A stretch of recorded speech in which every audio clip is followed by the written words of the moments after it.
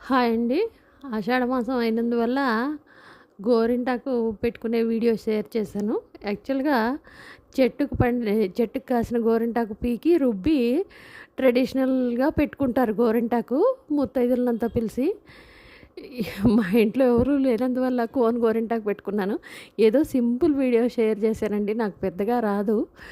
పెడతా ఉంటే వస్తుంది. బాగా ప్రాక్టీస్ పోయిందండి.